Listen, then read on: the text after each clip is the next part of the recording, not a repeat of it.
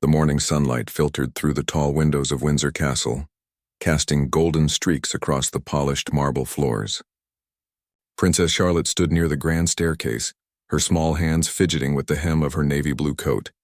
She was only 8 years old, but already the weight of royal expectations rested on her young shoulders. Today was supposed to be a simple family gathering, nothing formal or ceremonial. Just a quiet afternoon tea with her grandmother and step-grandfather. Charlotte had always been a thoughtful child, observant beyond her years. She noticed things others might miss, the way her mother smiled when nervous, the subtle glances her father exchanged with security personnel, the careful choreography of every royal movement.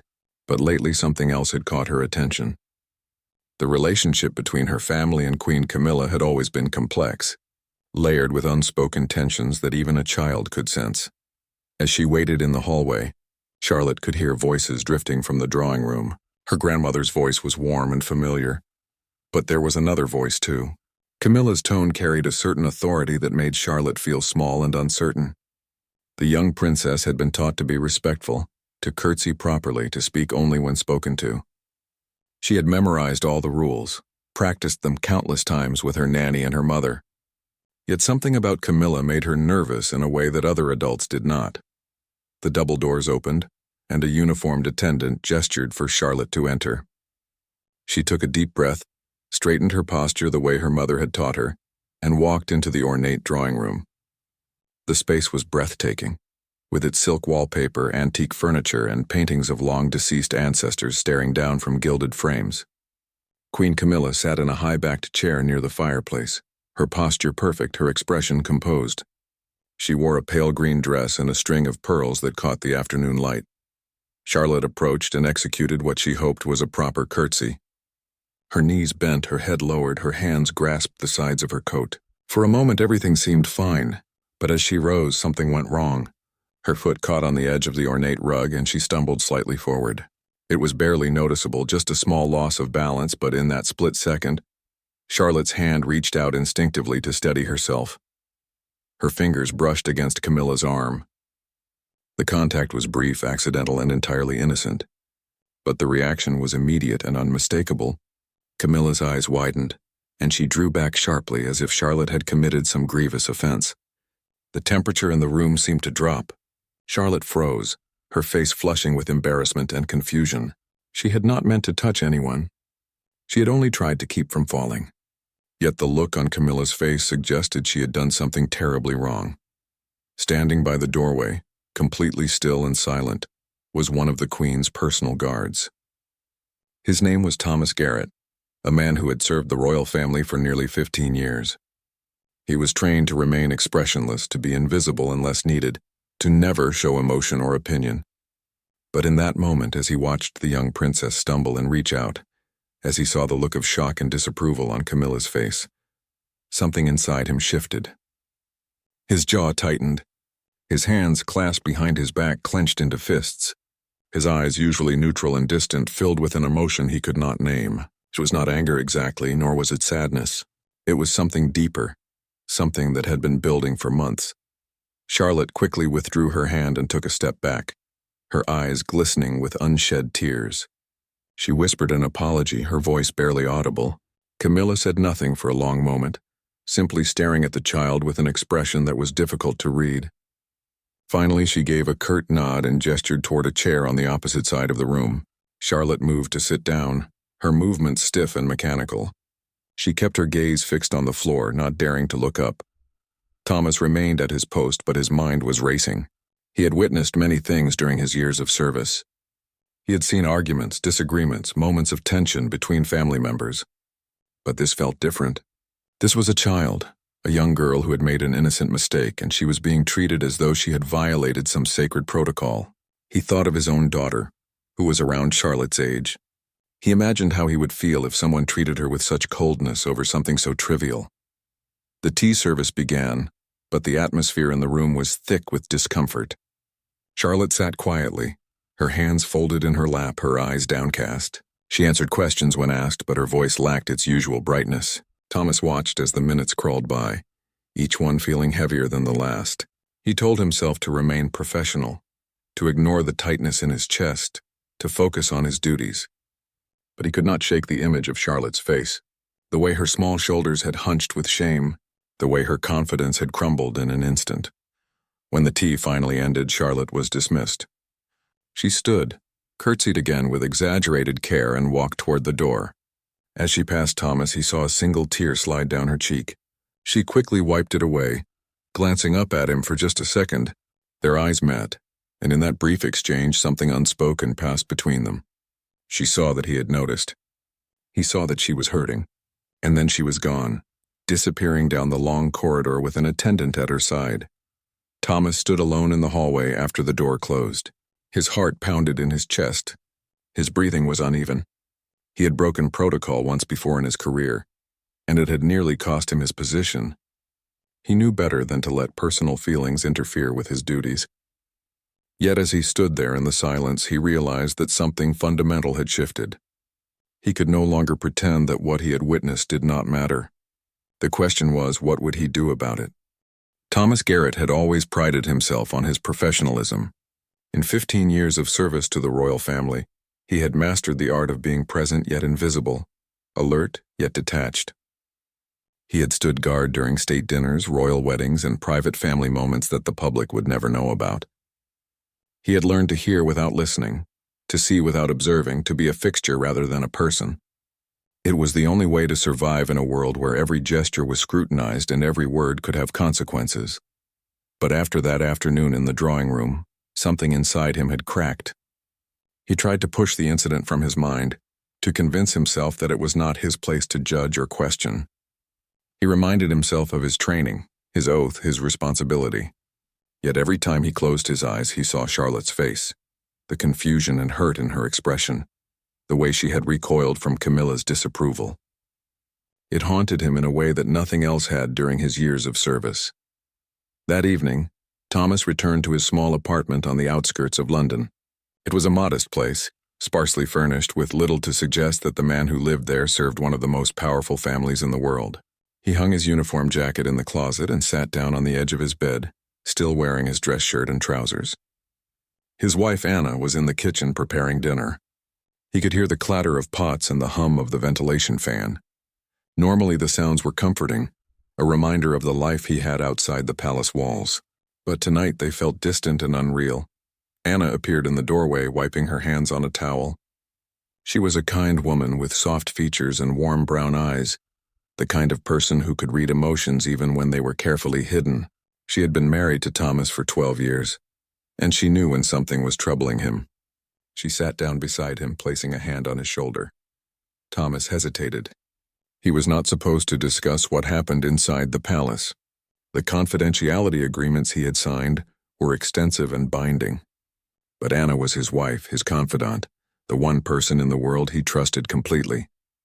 He took a deep breath and began to speak, choosing his words carefully. He told her about Charlotte, about the stumble, about the look on Camilla's face. He described the coldness, the way the child had been made to feel ashamed for a simple accident. As he spoke, his voice grew tight with emotion. Anna listened without interrupting, her expression shifting from curiosity to concern to quiet anger. When he finished, she was silent for a long moment. Then she said something that surprised him. She told him that she had noticed a change in him over the past year, a growing disillusionment with the people he served. She said that he had stopped talking about his work with the same pride and satisfaction that he once had. She said that she had been waiting for him to admit it to himself. And now, she said, he had reached a breaking point. Thomas did not deny it. He realized that she was right. The incident with Charlotte had not created his feelings. It had simply brought them to the surface. For months, perhaps longer, he had been troubled by the dynamics within the royal family, by the way certain members wielded power and influence, by the way children were sometimes treated as props rather than people. He had told himself that it was not his concern, that his job was to protect and serve, not to pass judgment. But the truth was that he did have opinions, strong ones, and suppressing them had taken a toll. Anna asked him what he intended to do. Thomas shook his head. He did not know. Speaking out would accomplish nothing except costing him his career. Remaining silent meant carrying the weight of what he had witnessed. There seemed to be no good options. Anna suggested that perhaps he could find a way to make a difference without breaking his oath, to use his position to ensure that such incidents did not happen again. But Thomas knew how naive that sounded. He was just a guard, a cog in a vast machine. No one would listen to him. No one would care. The following day, Thomas returned to Windsor Castle for his scheduled shift. He went through the motions of his duties, standing at his post, monitoring the corridors, responding to instructions from senior officers. But his mind was elsewhere. He found himself watching the staff, the other guards, the officials who moved through the palace with practiced efficiency. He wondered how many of them had witnessed similar moments, how many of them carried their own silent burdens. During a break, he found himself in the staff lounge, a small room tucked away in one of the older wings of the castle. A few other guards were there, drinking tea and speaking in low voices. Thomas poured himself a cup and sat down in a corner, intending to be alone with his thoughts. But one of the other guards, a younger man named David, approached him. David was new to the detail, enthusiastic and eager to prove himself. He asked Thomas if everything was all right, noting that he seemed distracted. Thomas considered brushing him off with a vague reply, but something in David's earnest expression stopped him. He asked David a question instead. He asked if David had ever witnessed something during his service that troubled him, something that made him question whether he was on the right side of things. David looked surprised, then thoughtful. He admitted that he had just once and that he had struggled with it for weeks afterward. He said that he had eventually decided to focus on the positive aspects of his work, on the protection and security he provided, rather than dwelling on moments that made him uncomfortable. Thomas nodded, but he knew that approach would not work for him. He could not simply choose to focus on the positive and ignore the rest. The image of Charlotte's tear-streaked face was too vivid, too immediate. He thanked David for his honesty and finished his tea in silence. As he left the lounge, he realized that he was not alone in his feelings, but that knowledge brought little comfort. If others felt the same way yet did nothing, what hope was there for change? That afternoon, Thomas was assigned to patrol the east wing of the castle, a section that housed guest rooms and private offices. As he walked the corridors, he passed a series of portraits depicting generations of royals. He had seen these paintings hundreds of times, but today he looked at them differently. He wondered how many of the people in those frames had been kind, how many had been cruel, how many had cared about the well-being of those who served them. He wondered if history would remember them accurately, or if the official narratives would smooth over the uncomfortable truths. He paused in front of a portrait of a queen from centuries past, a woman whose name he had forgotten but whose expression seemed stern and unyielding. He thought about how power could isolate people, how it could make them forget what it felt like to be vulnerable or afraid. He thought about Charlotte, growing up in that same environment, learning to navigate the expectations and pressures that came with her position. He hoped that she would retain her kindness, her empathy, her ability to feel. But he also feared that the world she inhabited would eventually harden her, just as it had hardened so many others. As the day drew to a close, Thomas found himself standing once again near the drawing room where the incident had occurred. The doors were closed, the room empty. He stared at the ornate handles, the polished wood, the gold leaf trim. Behind those doors, a child had been humiliated for making an innocent mistake, and he had stood by, silent and complicit. The realization settled over him like a weight. He had always believed that his silence was a form of loyalty, a sign of respect for the institution he served. But now he wondered if it was simply cowardice. The following weeks passed in a blur of routine duties and sleepless nights. Thomas went through the motions of his work, arriving on time, standing at his assigned posts, following orders without question. But internally he was unraveling. The incident with Princess Charlotte had become a turning point, forcing him to confront feelings and doubts that he had suppressed for years. He found himself withdrawing from colleagues, avoiding conversations, spending his breaks alone. Anna grew increasingly concerned, watching her husband retreat into himself. She urged him to speak with someone, perhaps a counselor or a trusted friend, but Thomas insisted that he could handle it. At Windsor Castle, life continued as it always had. The royal family moved through their schedules with practiced ease, attending engagements, hosting events, fulfilling their obligations. To the outside world, everything appeared perfectly normal. But Thomas had learned to see beyond the polished exterior. He noticed the tension in hallways, the strained interactions between certain family members, the way staff members exchanged glances that spoke volumes without saying a word.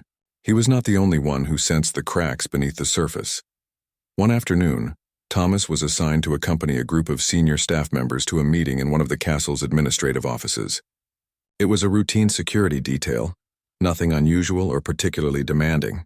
He stood outside the conference room door while the officials discussed logistics for an upcoming state visit. Through the partially open door, he could hear fragments of conversation, mentions of protocols, schedules, and guest lists. It was all mundane and predictable until one name caught his attention: Princess Charlotte. Thomas leaned slightly closer, careful not to be obvious. Inside the room, a woman's voice was discussing arrangements for Charlotte's participation in a public event. The tone was businesslike, efficient, devoid of warmth. Another voice, a man's, suggested that Charlotte needed more coaching on her public demeanor, that she sometimes appeared too emotional or uncertain. A third voice agreed, adding that the young princess needed to project confidence and composure at all times, regardless of her personal feelings. There was no mention of the incident in the drawing room, no acknowledgement that she might be struggling. She was being discussed as a public relations asset, not as a child. Thomas felt his jaw tighten. He wanted to push open the door and tell them that Charlotte was 8 years old, that she deserved patience and understanding, that she should not be subjected to the same harsh scrutiny as an adult. But he said nothing. He remained at his post, his face expressionless, his hands clasped behind his back. When the meeting ended and the officials filed out, they barely glanced at him. To them, he was part of the furniture, a necessary presence but not a person worth noticing. That evening, Thomas sat at his kitchen table, staring at a cup of tea that had long since gone cold. Anna was in the living room watching television with their daughter Emma. He could hear their laughter, the easy warmth of their conversation. It was a stark contrast to the world he inhabited during his working hours, a world where children were trained to suppress their emotions and adults measured success by appearances rather than character. Anna eventually joined him in the kitchen, pulling out a chair and sitting down across from him. She studied his face for a long moment before speaking. She told him that she had been doing some research, reading articles and opinion pieces about the royal family, about the pressures faced by its youngest members. She said that there were others who shared his concerns, journalists and commentators who questioned the way royal children were raised and presented to the public. She suggested that perhaps his feelings were not as isolated as he thought, that there was a growing conversation about these issues, even if it was happening outside the palace walls. Thomas listened, but he felt no comfort in her words. He appreciated her effort to help, her attempt to make him feel less alone. But knowing that others shared his concerns did not change the fact that he was powerless to do anything about them. He was bound by contracts, oaths, and a culture of silence that punished dissent. Speaking out would accomplish nothing except destroying his career and jeopardizing his family's financial security. So he remained trapped between his conscience and his circumstances, unable to reconcile the two. The next day, Thomas was reassigned to a different section of the castle, a change that he initially welcomed. He hoped that being away from the areas where Charlotte and Camilla spent their time would provide some relief, allowing him to focus on his work without being constantly reminded of the incident that had so deeply affected him. But the reassignment brought its own challenges. He was now stationed near the private offices of senior royals, a high-security area where sensitive meetings and discussions took place. It was a position that required even greater discretion and professionalism. During his first shift in the new location, Thomas overheard a conversation between two senior aides. They were discussing media coverage of the royal family, specifically the public's perception of Queen Camilla. One aide mentioned that recent polls showed a divided opinion, with younger generations less favorable toward her than older ones. The other aide suggested that the family needed to work on softening Camilla's image, making her appear more approachable and relatable. There was no discussion of changing her behavior or addressing legitimate concerns. It was all about managing perceptions, controlling narratives, protecting reputations. Thomas found himself growing increasingly cynical. He had once believed in the institution he served, in its traditions and its purpose. He had taken pride in his role, in the idea that he was helping to protect something important and historic. But now he saw it differently. He saw an organization obsessed with image and control, one that prioritized public relations over genuine relationships, appearances over authenticity. And he saw himself as complicit in maintaining that system. That night, as he lay awake in bed, Thomas made a decision.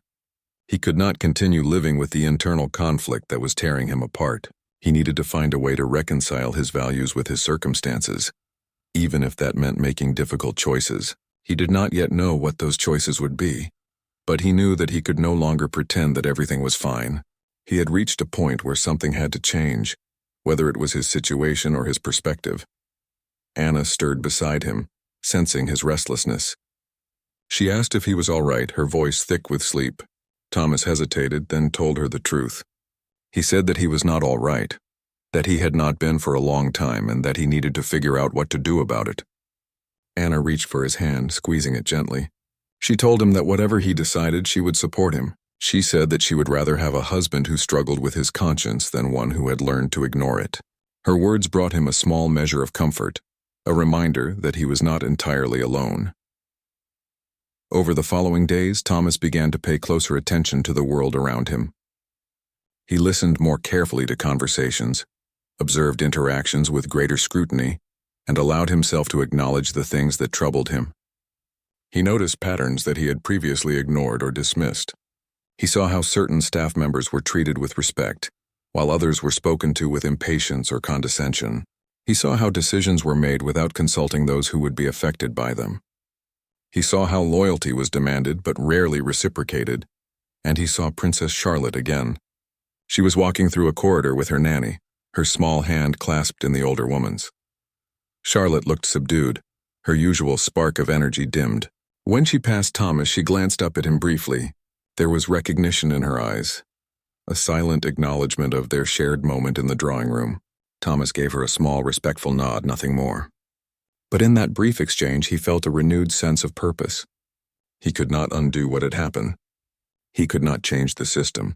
But perhaps he could find small ways to make a difference, to be a source of stability and kindness in a world that often lacked both. Thomas's renewed sense of purpose gave him a fragile kind of hope, but it also brought new challenges. He began to question not just specific incidents, but the entire structure of the world he inhabited. Every tradition, every protocol, every unspoken rule seemed suddenly suspect. Was this really the way things had to be? Were the customs and hierarchies that governed royal life truly necessary, or were they simply convenient justifications for maintaining power and control? These were dangerous questions, the kind that could undermine a person's ability to function within the system. Yet Thomas could not stop asking them. One morning, as he stood guard outside a private reception room, he overheard a conversation that crystallized his doubts. Inside the room, several senior royals and their advisors were discussing the upcoming schedule for the younger members of the family. Princess Charlotte's name came up repeatedly. One advisor suggested that she needed to attend more public events to increase her visibility and public familiarity. Another argued that she was still too young and that overexposure could backfire if she made mistakes or appeared uncomfortable. A third voice, which Thomas recognized as belonging to one of Camilla's close aides, stated flatly that Charlotte needed to learn resilience and that shielding her from pressure would only make her weaker in the long run. Thomas felt his blood run cold. They were talking about an 8-year-old child as though she were a political strategy, a commodity to be managed and deployed. There was no discussion of what Charlotte wanted, how she felt, or what might be best for her emotional well-being. The only considerations were public perception and institutional benefit. He thought of his own daughter, Emma, who was just a year younger than Charlotte. He could not imagine subjecting her to such scrutiny and pressure, could not fathom discussing her future in such cold, calculating terms. When his shift ended, Thomas walked through the castle grounds, needing fresh air and space to think. The gardens were immaculate, as always, with perfectly trimmed hedges and carefully arranged flower beds. Everything was designed, controlled, maintained. There was no room for wildness or spontaneity. It struck him as a metaphor for the entire institution, a place where natural human emotions were pruned and shaped to fit an acceptable form. He found himself near a small fountain, its water trickling gently over stone. He sat on a nearby bench, grateful for a moment of solitude. But his mind offered no peace. He kept returning to the same questions. What was his responsibility in all of this? Was it enough to simply do his job and go home at the end of the day? Or did he have a moral obligation to speak up, to challenge what he saw as wrong, even if doing so came at great personal cost? Anna's words from the previous night echoed in his mind. She had said she would support whatever decision he made, but he knew that was easier said than done. If he lost his position, their financial security would be threatened. They had a mortgage, bills, savings that would not last indefinitely. Emma's education, their modest but comfortable life, all of it depended on his income. And yet how could he continue to participate in a system that he increasingly saw as harmful, especially to children like Charlotte, who had no choice in their circumstances? As Thomas sat by the fountain wrestling with these thoughts, he noticed movement in his peripheral vision. He turned to see a young woman approaching, someone he recognized as one of the junior staff members who worked in the household offices. Her name was Rebecca, and he had exchanged polite greetings with her on several occasions but had never had a real conversation. She seemed hesitant, as though unsure whether to disturb him. Thomas gave her a small nod, and she took it as permission to approach. Rebecca sat down on the opposite end of the bench, maintaining a respectful distance. For a moment, neither of them spoke.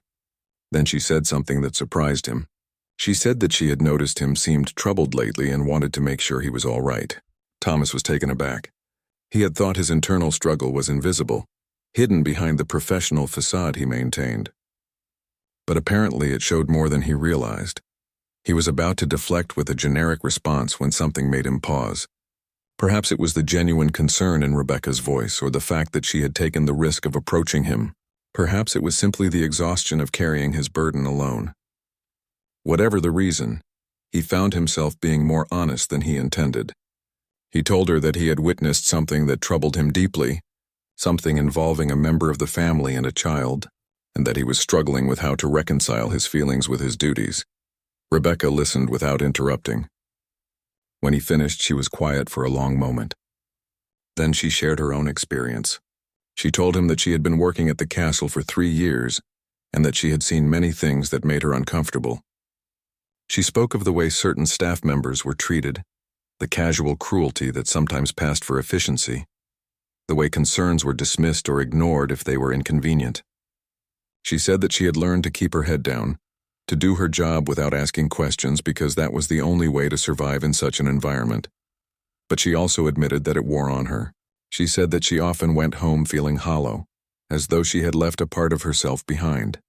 She wondered how long she could continue before the compromises became too great. Thomas recognized his own feelings in her words. They were both caught in the same trap, bound by economic necessity to positions that increasingly felt incompatible with their values. They sat together for a while longer, not saying much but finding comfort in the shared understanding. Eventually, Rebecca stood to leave, but before she did, she said something that stayed with Thomas. She said that she believed there were more people like them at the castle, people who cared, who noticed, who struggled with the same moral questions. She said that maybe, if enough of them found each other, they could create small pockets of decency within the larger system. It would not change everything, but it might make a difference for individuals, for children like Charlotte, who needed someone to see them as more than symbols or assets. After Rebecca left, Thomas remained on the bench, turning her words over in his mind. He had felt so isolated, so alone in his doubts and concerns. But if she was right, if there were others who felt the same way, perhaps there was more possibility than he had imagined. Not for grand gestures or dramatic confrontations, but for quiet acts of kindness, for subtle resistance to the more dehumanizing aspects of the institution. It was not much, but it was something. That evening, Thomas returned home with a slightly lighter heart. He told Anna about his conversation with Rebecca, about the realization that he was not as alone as he had thought. Anna listened, then offered her own observation. She said that throughout history, real change had rarely come from those at the top. It came from ordinary people who refused to accept the status quo, who made small choices every day to act with integrity and compassion. She suggested that perhaps Thomas's struggle was not a sign of weakness, but of strength, a refusal to become numb to injustice. Thomas wanted to believe her, He wanted to think that his inner turmoil served some purpose beyond making his life more difficult. But he also knew that belief and action were not the same thing. He still had to decide what, if anything, he would actually do differently. The next day would bring another shift, another set of duties, another opportunity to either conform or resist in whatever small ways he could manage. The question was whether he had the courage to choose resistance, even if it was quiet and incremental. As he prepared for bed that night, Thomas thought once more of Princess Charlotte. He wondered how she was doing, whether she had recovered from the humiliation of that day in the drawing room, whether she even remembered it clearly, or if it had blurred into the countless other moments of her carefully managed life. He hoped that she was resilient, that she would find ways to preserve her sense of self despite the pressures surrounding her, and he made a quiet promise to himself that if he ever had another opportunity to make even a small difference in her life, he would not remain silent. The days that followed brought an unexpected development. Thomas was summoned to a meeting with his superior officer, a stern but fair man named Captain Harrison. Such meetings were unusual, typically reserved for performance reviews or disciplinary matters. Thomas's mind raced through possibilities as he walked to Harrison's office. Had someone reported his conversation with Rebecca? Had his distraction been more noticeable than he thought? Was he about to lose his position? Captain Harrison's office was small but well appointed, with dark wood furniture and framed photographs of various royal ceremonies on the walls. Harrison was seated behind his desk reviewing a document when Thomas entered. He gestured for Thomas to sit, his expression unreadable. For a moment there was silence as Harrison finished whatever he was reading. Then he set the document aside and looked directly at Thomas. What Harrison said next caught Thomas completely off guard. He told Thomas that his work over the past 15 years had been exemplary, that he was one of the most reliable and professional guards on the detail. But he also said that he had noticed a change recently, a certain heaviness or preoccupation. Harrison made it clear that he was not accusing Thomas of anything, merely observing that something seemed to be weighing on him. He asked with surprising gentleness if there was anything Thomas wanted to discuss. Thomas hesitated. This could be a trap, a way to identify potential problems before they became public. But something in Harrison's tone suggested genuine concern. Thomas made a calculated decision. He told Harrison in careful terms that he had witnessed an incident involving a young member of the family, something that had troubled him on a personal level. He did not provide specific details, did not name names. He simply acknowledged that he was struggling with the line between professional duty and personal conscience. Harrison listened without interrupting.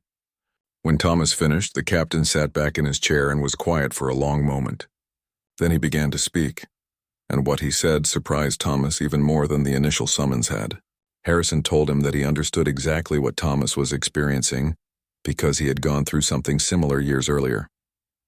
He described an incident involving another young royal, a moment of unnecessary harshness that had stayed with him for months afterward. He said that he had eventually come to accept that working in such close proximity to the royal family meant witnessing both their best and worst moments, and that guards had to develop a certain emotional distance to survive. But Harrison also acknowledged that this was easier said than done. He admitted that there were still moments when something happened that got under his skin, moments when he went home and questioned whether his work had meaning beyond a paycheck. He told Thomas that these feelings were normal, perhaps even necessary, because they indicated that he had not become completely numb to the human dimension of his work. He said that the key was finding a way to acknowledge these feelings without letting them interfere with professional responsibilities. Thomas appreciated Harrison's honesty, but he also felt a certain sadness in the captain's words. Harrison had clearly made peace with the compromises required by his position, had learned to compartmentalize his feelings and continue functioning. But Thomas was not sure he could do the same. The incident with Charlotte had not just troubled him. It had fundamentally altered his view of the institution he served. He did not think he could simply move past it and return to business as usual. Harrison seemed to sense Thomas's continued uncertainty. He leaned forward, his expression more serious. He told Thomas that he was going to say something that could not be repeated or acknowledged. He said that over the years he had quietly found ways to make small differences when opportunities arose. A word of encouragement to a struggling staff member, A decision to overlook a minor infraction when punishment would be excessive, a choice to position himself in certain situations where his presence might prevent something unfortunate from happening. These were not grand gestures, and they certainly did not change the fundamental nature of the institution. But they allowed him to feel that he was not entirely complicit, that he was using his limited power in ways that aligned with his values. He suggested that Thomas might find similar small opportunities, moments where he could make a choice that protected or supported someone, particularly younger family members who had little control over their circumstances. Harrison emphasized that this had to be done carefully, subtly, without drawing attention or appearing to overstep boundaries. But he believed it was possible, and he thought it might help Thomas reconcile his conflicting feelings. Thomas left the meeting with much to consider. Harrison's advice was practical, perhaps even wise, but it also felt like accepting defeat, like acknowledging that real change was impossible, and that the best one could hope for was to make minor adjustments around the edges. Still, Thomas recognized that minor adjustments might be all that was realistically available to him. The question was whether that would be enough to restore his sense of purpose and integrity. That evening, Thomas shared the conversation with Anna. She listened thoughtfully, then offered her perspective. She said that Harrison's approach was not necessarily about accepting defeat, but about recognizing constraints and working within them. She pointed out that throughout history, people in positions without formal power had found ways to resist and make differences through small, consistent actions. She suggested that perhaps Thomas was being too hard on himself, expecting that he should either single-handedly reform the institution or remain silent. Maybe there was a middle path, one that involved staying in his position but actively looking for opportunities to act with compassion and integrity. Emma, their daughter, wandered into the kitchen at that moment, asking what they were talking about. Anna smiled and simplified the conversation, telling Emma that her father was thinking about how to be helpful at work, how to make sure people were treated kindly. Emma, with the straightforward wisdom of childhood, said that seemed easy. You just had to pay attention and do nice things when you could. Thomas and Anna exchanged a glance, both struck by how accurately their daughter had distilled the essence of what they had been discussing. The next day, Thomas returned to his duties with a slightly altered perspective. He was still troubled by what he had witnessed, still uncertain about his long-term future in his position. But he decided to take Harrison's advice seriously. He would look for opportunities, however small, to make a positive difference. He did not know if it would be enough to ease his conscience, but he recognized that it was at least a starting point, a way to move forward rather than remaining paralyzed by doubt. During his shift that day, Thomas was stationed in a corridor near the family's private quarters. It was a quiet area, with little foot traffic. He spent most of his time standing still, alert but not actively engaged. Then he heard footsteps approaching. He turned to see Princess Charlotte walking toward him, accompanied by her nanny. Charlotte looked more relaxed than she had the last time he saw her, her posture less stiff, her expression brighter. As they passed, the nanny nodded politely at Thomas.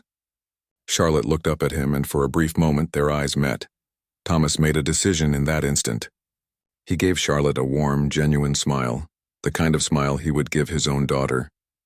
It was a small gesture, barely noticeable, requiring no words or explanation, but he saw Charlotte's face brighten in response, saw a quick smile cross her features before she continued down the hallway. It was nothing remarkable, nothing that would appear in any official record or memory, but for Thomas it felt significant. It was a moment of human connection in an environment that often discouraged such things. It was a reminder that even in the most constrained circumstances, there were still choices to be made, small but meaningful ways to affirm someone's dignity and worth. As the day progressed, Thomas found other small opportunities.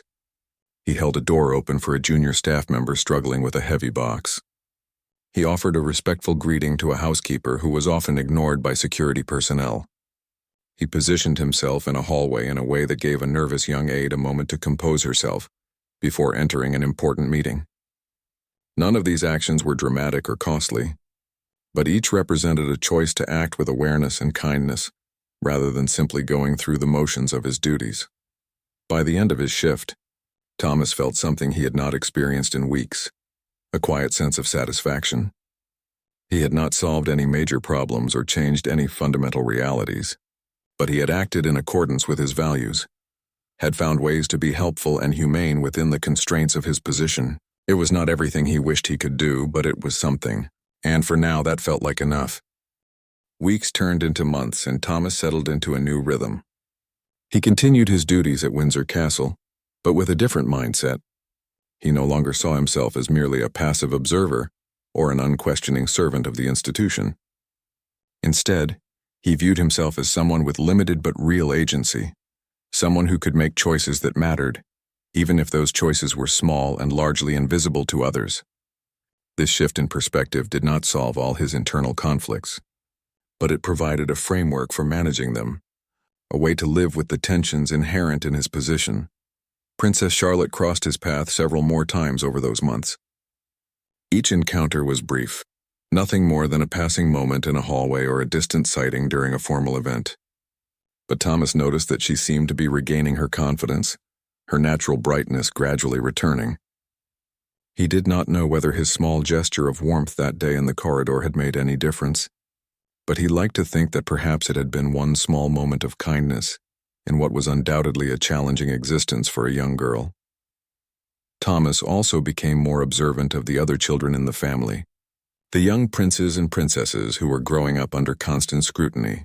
He began to see patterns he had not noticed before, the ways in which adults around them unconsciously reinforced hierarchies and expectations. He saw how certain children were praised for being serious and composed while others were subtly criticized for being too playful or emotional. He saw how childhood spontaneity was gradually trained out of them, replaced with careful management of appearances and behaviors. It saddened him, but it also clarified his purpose. If he could not change the system, he could at least be a consistent source of simple human decency within it.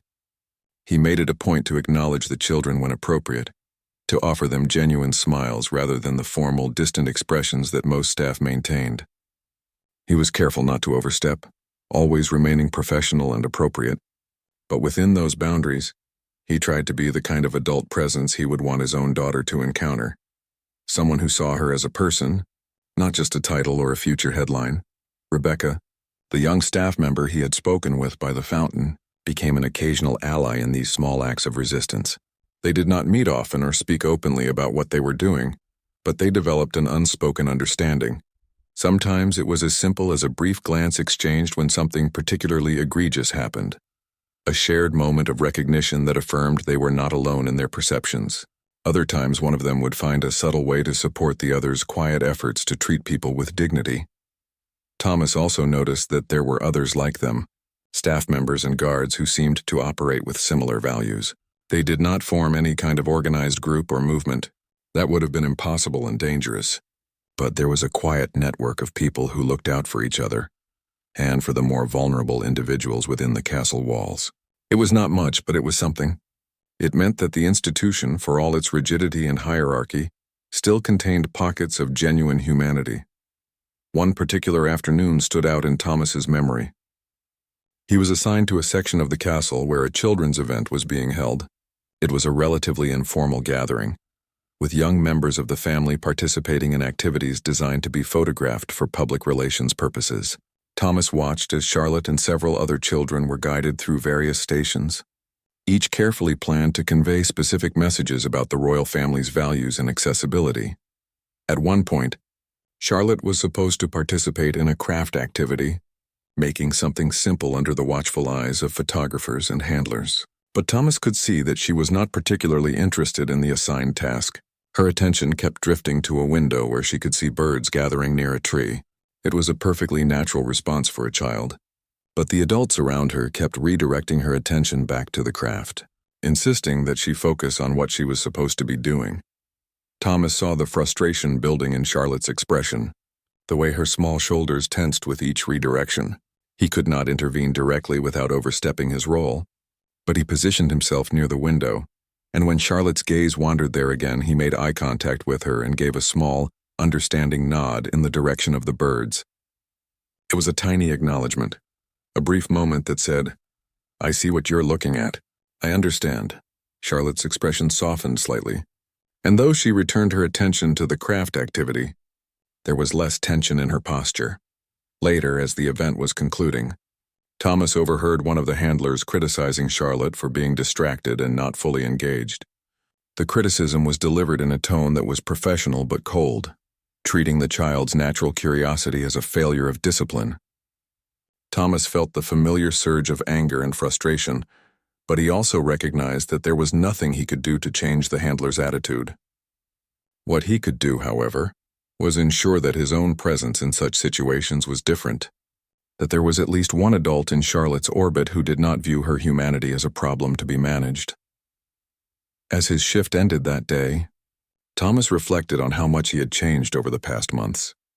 The incident in the drawing room had initially felt like a crisis, a moment that threatened to undo his entire career and sense of purpose. But it had ultimately become a catalyst for something more complex. He had not found easy answers or perfect solutions. He had not dramatically altered the institution or rescued anyone from their circumstances. But he had found a way to remain true to himself while continuing to do his work. He had learned that integrity did not always look like grand gestures or public stands.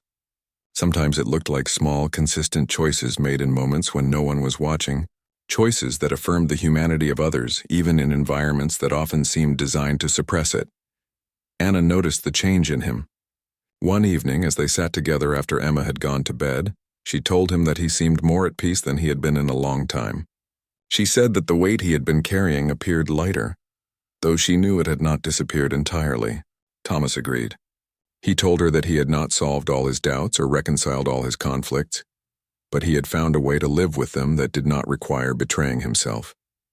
He had found small ways to make a difference, and while they were not enough to change everything, they were enough to restore his sense that his presence mattered, that his choices had meaning. Thomas continued his work at Windsor Castle for several more years. He witnessed many things, some inspiring and others deeply troubling. He saw members of the royal family at their best and their worst. He saw children grow into young adults, navigating the impossible pressures of their positions with varying degrees of success. Through it all, he maintained his quiet practice of small kindnesses and subtle resistance to the more dehumanizing aspects of the institution. He never spoke publicly about what he witnessed. He never wrote a memoir or gave interviews. He understood that his position required discretion, and he honored that commitment. But privately, in conversations with Anna and in the way he raised Emma, he drew on his experiences to teach important lessons.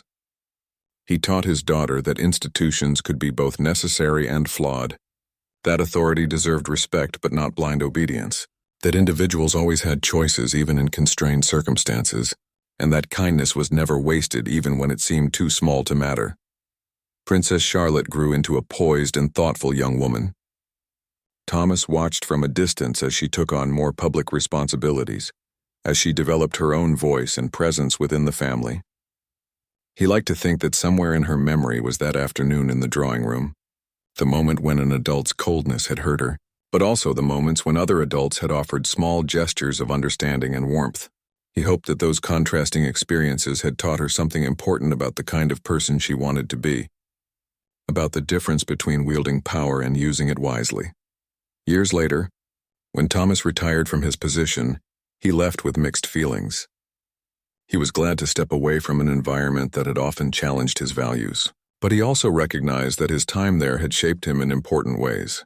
The incident with Princess Charlotte had been a turning point, forcing him to confront difficult questions about complicity, conscience, and the possibility of making meaningful choices within imperfect systems. The answers he found were not simple or entirely satisfying, but they were honest. And in the end, he believed that honesty, with himself and others, was perhaps the most important thing he had maintained throughout his years of service.